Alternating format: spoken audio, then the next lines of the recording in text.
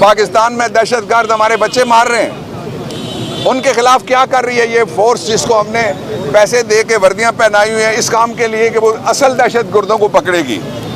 वो इमेजिनरी दहशत गर्दी एक, और उससे पाकिस्तान का बड़ा इमेज ख़राब हुआ है। और फिर जो आज़ाद जम्मू कश्मीर हाई कोर्ट के चीफ जस्टिस का फैसला मैंने यहाँ पेश किया, उस फैसले में भी इन्होंने पाकिस्तान की रुसवाई और जागसाई कराई है इंडिया और सारी दुनिया में, जिसमें उन्होंने एक बंदा उठाया, 1 महीने उसको पास रखा, फिर कहा कश्मीर में पकड़ा गया, पाकिस्तान की अदालत को इख्तियार नहीं है, कश्मीर एक डिस्प्यूटेड एरिया है। इंडिया में ढोल बजे, उन्होंने कहा पाकिस्तान मान गया ये डिस्प्यूटेड एरिया है। इस वक्त ये जो सारा हो रहा है, हमने अदालत में भी कहा ये परसिक्यूशन है, ये प्रोसिक्यूशन नहीं है, ये सियासत कर रहे हैं हमारे साथ। सियासत में लोगों ने इनको मुस्तरद कर दिया है और अब ये कानून का और कानूनी अमल का सहारा लेके सियासत कर रहे हैं। मैं 2 बातें और आपसे कहना चाहता हूँ कि इसी शहादत के ऊपर पाकिस्तान में मुख्तलिफ जगह के ऊपर, ख़ास तौर पे पंजाब में कम अज़ कम 7 जगह के ऊपर पर्चे दर्ज हैं। मुख्तलिफ थानों के पिंडी डिवीज़न की मैं बात आपको बता रहा हूँ, बाकी भी दोस्त खड़े हैं, उनके खिलाफ इसी तरह मुकदमात हैं। मैं चीफ जस्टिस से मुतालबा करता हूँ कि फौरी तौर पे इसका नोटिस लेके ये सारे मुकदमे क्वैश करने चाहिए। ये पाकिस्तान में कानून की तौहीन हो रही है, पाकिस्तान में आइन को कुचला जा रहा है, इसलिए कि पाकिस्तान के आइन में फंडामेंटल राइट दिया हुआ है, जिसके ऊपर कॉरेस्पॉन्डिंग प्रोविजन है हमारे ज़ाब्ता फौजदारी में कि किसी को एक जुर्म में 1 से ज़्यादा जगह पे ना प्रोसिक्यूट किया जा सकता है, ना इंक्वायर किया जा सकता है, ना उसका ट्रायल हो सकता है। लेकिन ये पूरे पंजाब में एक हवालदार है और एक ASI है और एक कांस्टेबल है जिसकी एविडेंस है टोटल। और अगर किसी ने कोई साजिश करनी होगी तो पहले ASI को बुलाएगा, फिर कहेगा तसल्ली नहीं हुई हवालदार आ जाए, फिर कहेगा कांस्टेबल किधर है उसकी भी हाजिरी लगाओ, मैंने साजिश करनी है। ये क्या मज़े का खेज, ये क्या फजूल बेशर्मी और बेगैरती की इंतहा है कि पाकिस्तान के लोगों के वसाइल पाकिस्तान के लोगों के खिलाफ इस्तेमाल हो रहे हैं। और इस वक्त जो आखिरी बात मैं कहना चाहता हूँ, उसके बाद उमर अयूब खान आपसे बात करेंगे, उसके बाद शिबली साहब बात करेंगे, जरताज बात करेंगे, बाकी दोस्त बात करेंगे। आखिरी बात मैं ये कहना चाहता हूँ कि इस वक्त पूरी पाकिस्तान की कौम किसी कीमत के ऊपर भी शोबाज की तरफ से कोई एक्शन, शोबाज की तरफ से कोई किसी जगह उसको कहा जाए बेशक इस्तेकाम वाला एक्शन, शोबाज जब कहेगा तो वो सियासत करेगा।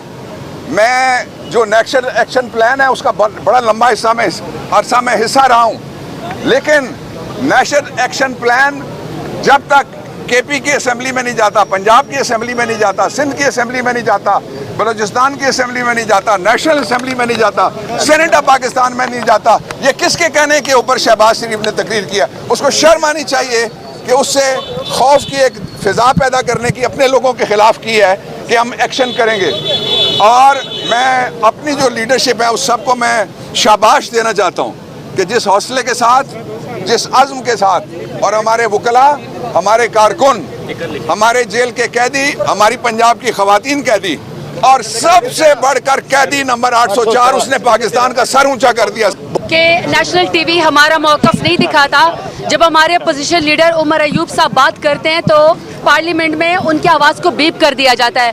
आप जो जितना भी नेशनल मीडिया है या जो जितने भी वीलॉगर है, इलेक्ट्रॉनिक मीडिया है, आप लोग प्रेशर के बावजूद हमारी बात तमाम 25 करोड़ आवाम तक और दुनिया तक हमारी बात पहुँचाते रहते हैं। मैं आज जितने भी हमारे वकला हजरात हैं, शफीक साहब मेरे साथ यहाँ पे लेफ़्ट साइड पे खड़े हैं, चंगेज़ खान खड़े हैं, और जो लीड करे बाबर अवान साहब, और जितने भी हमारे ILF की टीमें, और सबसे पहले जो फैसलाबाद के गयूर अवाम जिनको हम बुलाते भी नहीं थे क्योंकि यहाँ शहर में बहुत ज़्यादा मुश्किल होती थी, सन्नाटा होता था, हमें पहले से अरेस्ट करने की कोशिश की जाती थी। इसके बावजूद वर्कर, कारकुनान, ख़वातीन यहाँ हमें वेलकम करने के लिए आते हैं। मैं फैसलाबाद की मेहमान नवाजी का शुक्रिया अदा करती हूँ। आपने पहले भी इमरान खान का साथ दिया, आपने अब भी हमारा साथ दिया है, मुझे आप सबके ऊपर फ़ख्र है।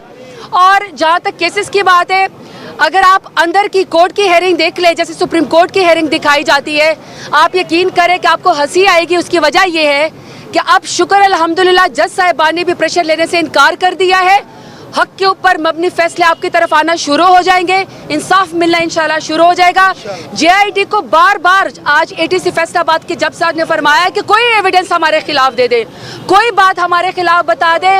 उनके पास न कोई ऑडियो है, نہ کوئی ویڈیو ہے, نہ ان کے پاس کوئی ایویڈنس ہے. فریولیس کیسز تھے, جھوٹے کیسز تھے.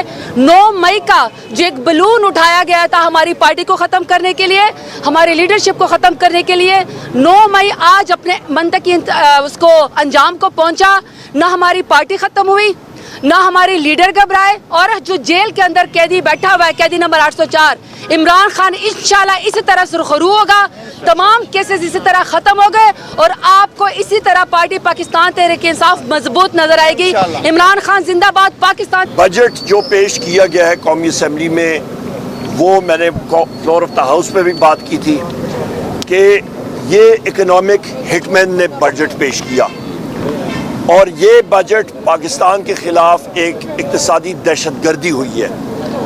اس بجٹ کے ساتھ میں نے 3 گھنٹے کی تقریر وہاں پہ کی ہے, ایک ایک پوائنٹ حکومت کی اپنی کتابوں سے اٹھا کے وہاں پہ بتایا, اس کی تشریح کی. میرے قومی اسمبلی کے فاضل ممبران بھی وہاں پہ موجود تھے. ابھی تک یہ 4تھا دن جا رہا ہے, حکومت کی بینچز کی طرف سے ایک شخص نے اس کے خلاف کوئی بات نہیں کی, بلکہ الٹا حکومت کے جو اتحادی پارٹی کے لوگ ہیں اور حکومت کے اپنے ممبران, وہ بھی بجٹ کے خلاف تقریر کر رہے ہیں. یہ تو ہو گئی بجٹ کی بات. بجٹ میں جو شہباز شریف ہے, انہوں نے ایک بنیاد رکھ دی ہے کہ پاکستان کی عوام کے خلاف ایک اقتصادی جو دہشت گردی ہے وہ کیسے ہوگی.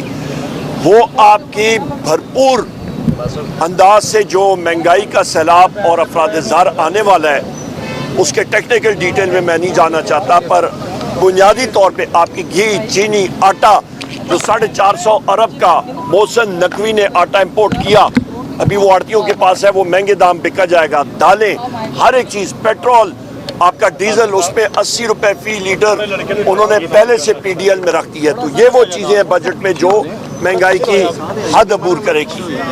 آخری بات یہاں پہ 2 باتیں میں کروں گا کہ آپ کا آپریشن استحکام جو ہے وہ بنیادی طور پہ استحکام پارٹی تو ہو گئی ہے فلاپ. وہ شو ایک سنیما ہال کا فلاپ شو ہو گیا ہے. اب یہ دوسرا شو نکال کے لا رہے ہیں, اور اس کے اوپر جس طرح میرے فاضل یہاں پہ دوستوں نے, بڑے بھائیوں نے بات کی ہے کہ بنیادی طور پہ وزیر اعظم عمران خان صاحب نے کہا ہم لوگ اپنے لوگوں کے اوپر کسی قسم کا آپریشن نہیں برداشت کریں گے. یہ کہہ رہے ہیں جی انٹیلیجنس بیسڈ آپریشن, وہ تو ابھی بھی ہو رہا ہے. انٹیلیجنس بیسڈ, جہاں پہ انٹیلیجنس ملتی ہے لوگ وہاں پہ جاتے ہیں. اور میں نے اپنی بجٹ تقریر میں بھی بات کی, میں نے کہا انٹیلیجنس ایجنسیوں کا بجٹ سامنے لایا جائے.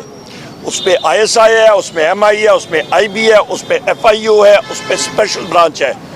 اور چین کے وزیر یہاں پہ آئے اور انہوں نے واضح طور پہ کہا ہے کہ سی پیک پروجیکٹ انٹیلیجنس فیلیئرز کی وجہ سے جو یہ اٹیکس ہوئے اس کی وجہ سے خطرے میں ہے.